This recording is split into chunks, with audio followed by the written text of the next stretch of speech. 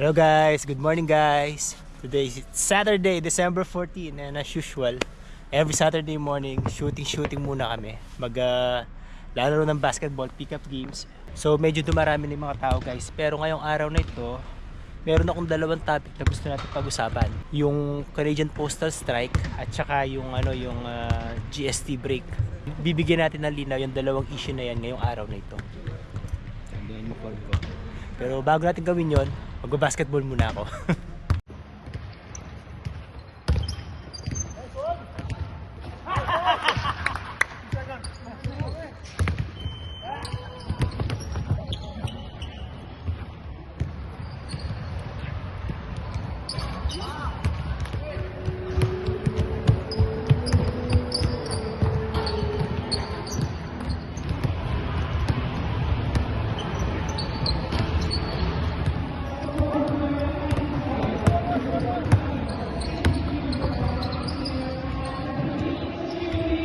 Two hours later. Tapos na yung laro, tapos na yung laro. Yan na. Oh, say hi. Shout out. Jacket and JC. Hit the notification bell. Tap Sen and Himo-Him. Saturday.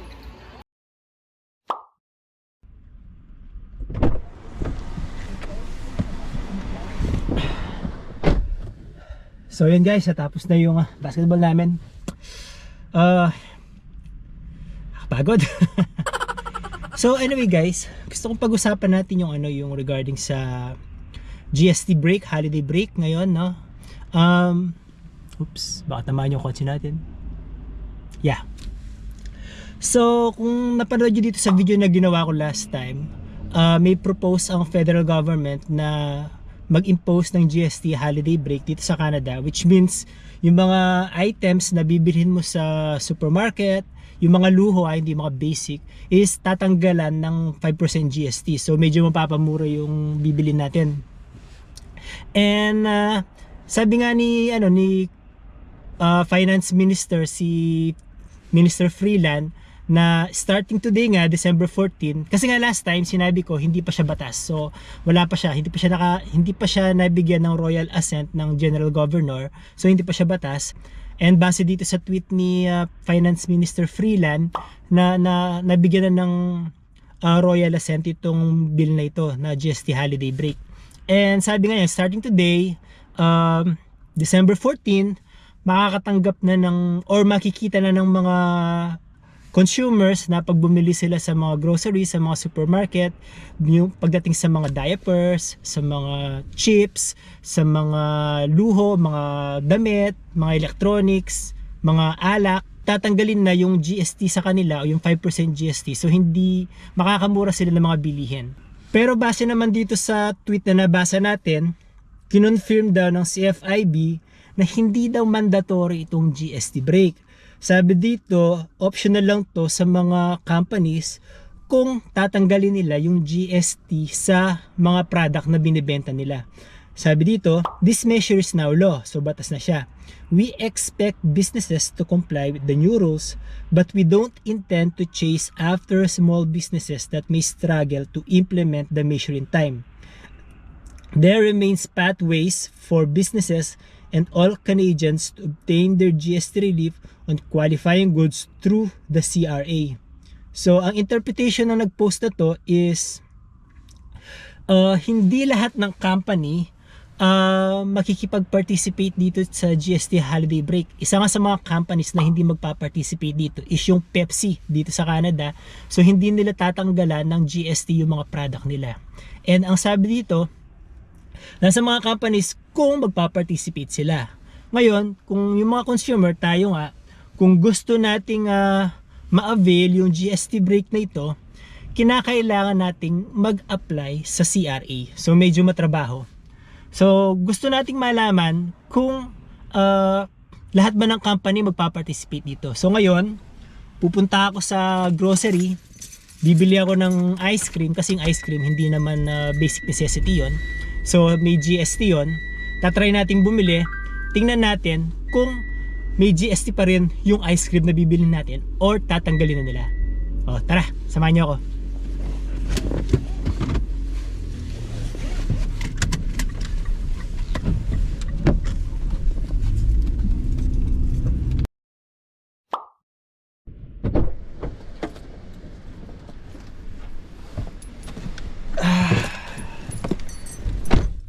So ito guys, bumili tayo ng isang muffin at saka dalawang ice cream.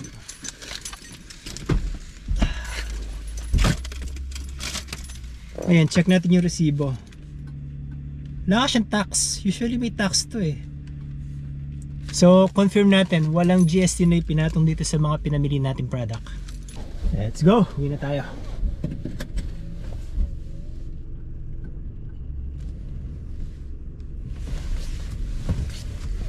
So, this is good news guys, ano? Itong tax break na ito. It means, although hindi kalakihan yung masisave ng mga average Canadians, pero depende na natin kung paano mo gagastusin yung pera mo sa mga luho mo. One advantage ng pagkakaroon ng GST break nito na nakikita ko is kung mamimili ka ng mga gadget ngayong Pasko, especially dito sa Canada guys, meron kaming tinatawag na Boxing Day sa December 26. Pag December 26 kasi talagang discounted lahat ng mga bilihin, mga electronics, mga damit, mga sapatos, lahat discounted yan. Parang Black Friday yan sa Amerika. So kung medyo malaki-laki yung perang naitatabi mo para pambili ng mga luho, mas maganda mamili ka sa mismong araw ng Boxing Day kasi lahat ng bibilin mong mga luho walang 5% GST. So makakatipid ka, malaki-laki masisave mo. So kung every $100 na magagastos mo, meron kang $5 na masisave. Magiging 95 na lang yun. So maganda relief to sa mga Canadians. Kaya kung ako sa inyo guys, 2 months lang to, i-maximize nyo. And also kung kumakain kayo sa mga restaurant, sa mga fast food, yan makakatipid kayo kasi walang GST na ipapatong sa mga yan for 2 months. So kahit pa paano, magandang relief to sa mga Canadians kung gusto nilang gumastos para sa mga luho nila, or kung gusto nilang kumain sa labas, mag dinner date sa pamilya, kasama yung pamilya nila. Magandang relief to kahit pa paano. And then lipat naman tayo sa Canada Post strike guys. Dito sa buong Canada guys, alam nyo ba na since November, hindi na kami nakakatanggap ng mga sulat sa mailbox namin. Hindi na rin kami nakakapagpadala ng mga sulat sa mga kamag-anak at kaibigan namin kasi nga nag-strike yung Canada Post. Medyo hindi nagkakaunawaan yung mismo company, yung Canada Post at yung union nila. So since November pa sila, since August pa pala sila last year nasa negotiating table, and this November nga hindi sila, they cannot come into an agreement, kaya nag-strike sila. Ang problema nga lang sa pag-strike na ito, maraming mga Canadians ang naabala. So yung mga Canadians na may inaasahang mga sulat like mga passport delivery or mga sulat, mga Christmas letters mula sa mga kamag-anak, mga Christmas packages, hindi nila nare-receive kasi nga nag-strike. Tapos parang kami, yung tita ko sa Amerika gusto magpadala ng greeting cards, Christmas greeting cards sa amin. Nung nagpunta siya sa post office sa Amerika, sinabihan siya na may strike nga dito sa Canada. So hindi siya makapagpadala, hindi niya may padala yung sulat. Kahit kami rin gusto namin magpadala ng greeting cards sa tita ko sa Amerika at saka sa tatay ko, pero hindi nga namin magawa kasi nga may strike. And finally yung federal government nag-step in na. So yung federal government sinabihan na yung dalawang parties na itigil nyo ng strike nyo, kailangan nyo nang mag-resume kasi nga marami ng mga Canadians ang naaabala. Ito yung video, panoorin natin. Today I've used my powers under the Canada Labour Code. It is my view and the view of the FMCS that the parties are at an impasse. I have asked the Canada Industrial Relations Board if they also determine that there is an impasse to order Canada Post and all employees represented by CUPW to resume and continue their operations and duties, and to extend the terms of the existing collective agreements until May 22nd, 2025. Ang gusto kasi ng union na gradual increase in a span of 4 years na yung sahod nila taasan ng 24%.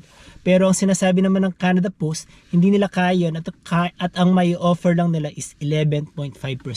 So until now, hindi pa rin sila nag-agree kung hindi pa sila nagkakamapintuan ng agreement. So yun nga, kaya nag-step in na yung federal government. Alam nyo guys, maraming mga Canadians ang hindi natutuwa sa ginawang strike nito ng mga Canada Post workers. Kasi nga, maraming naabala. Kung babasahin natin sa Twitter, ito nga yung mga tweet nila. Sabi nga ni Mo, F Canada Post, seriously, F every single F Canada Post employee. You want more money? Go get a different F job. Striking for 4 weeks at the end of November is criminal and has likely devastated our business beyond repair. F Canada Post. Sabi naman ni Toby Lutke, Canada Post is clearly essential services and should not have the right to go on strike. Tapos sabi naman ni Hoti, Canada Post, please release my passport for F's sake and go back to your stupid A strike. Let people have what belongs to them. We're not your problem. Give us our packages and face your problems without inconveniencing the people. So nakikita natin na maraming inconveniences nga ang dinulot ng strike na ito, and hindi sila nakakakuha yung mga workers na nag-strike, hindi sila nakakakuha ng simpatya sa mga mamamayan kasi nga marami silang naabala. Buti na lang talaga at nag-step in na yung federal government at sinabihan sila na itigil nyo muna yung pag-strike nyo, marami na kayo naabala, bumalik na kayo. Ngayon, hindi natin alam kung kailan sila talaga babalik, kung kailan magiging effective itong utos ng federal government. And also, hindi rin natin alam kung darating on time pa ba yung mga sulat na nasa mga warehouses nila. Kasi ang dami ng backlog eh. Imagine niyo guys, 1 month na silang hindi nagdi-deliver ng mga sulat. So naipon itong mga sulat sa mga warehouses nila. So baka ilan sa mga sulat na ito hindi na umabot on time. So yung mga packages na dapat sana ma-receive nila for this Christmas, baka sa January na nila ma-receive. So hindi talaga maganda, and buti na lang talaga nag-step in na yung government. Hopefully pag bumalik ka sa pagkatrabaho itong mga workers na nag-strike, may padala na namin yung mga greeting cards namin sa mga kamag-anak namin sa Amerika, and sila rin makapagpadala ng greeting cards nila sa amin. So there you go guys, I hope kahit paano nag-enjoy kayo sa mga information na sinare ko sa inyo. Ulitin ko lang, may GST break na dito sa buong Canada. Woohoo! So 5% yon. Kung gusto niyo mamili ng mga luho nyo, I suggest sa December 26 Boxing Day, ipunin niyo yung pera nyo at i-spend nyo yung pera nyo para sa mga luho nyo, para malaki-laki yung discount na makukuha nyo kasi wala ng GST na ipapatong sa mga bibilihin nyo. And sa Canada Post strike, sana mag-resume na sila ng trabaho para naman yung mga sulat na dapat matanggap namin at dapat matanggap ng mga Canadians, ma-receive na nila. I know medyo mahihirapan kayo, maraming backlog, pero hindi nakakatulong yung ginagawa ninyong strike para makakuha kayo ng simpatya sa publiko. So, yun lang guys. I hope nag-enjoy kayo. Please don't forget to subscribe to my channel, like this video, click the notification bell. Nasa 5,800 na po yung mga subscribers natin. So, konting push na lang, aabot na ng 6,000 yan. And also, drop your comment kasi nga nakakatulong yung mga comment ninyo para i-promote ni YouTube yung video natin. Maraming salamat po. Hanggang sa susunod. Bye! Gusto ko lang pasalamatan yung mga bagong subscribers natin. Maraming salamat po kay Kat and 1010 World. Maraming salamat po sa pagsasubscribe. At kay Adelina Licerio, maraming salamat po sa pagsasubscribe. And also, gusto ko lang pasalamatan din yung naging sponsor namin sa basketball team namin sa darating na Batang Pinoy League. Gusto ko pasalamatan ang Tap Send. So guys, kung gusto niyo magpadala ng remittance niyo sa Pilipinas, try niyo lang na i-install tong app na ito sa inyong mga phone, either sa Google or sa iPhone. Tap Send. Use this code Batang Pinoy and magpadala kayo ng mga remittance nyo sa mga kamag-anak nyo sa Pilipinas using Tap Send para makatanggap kayo ng $20 bonus on your first send. Maraming salamat po!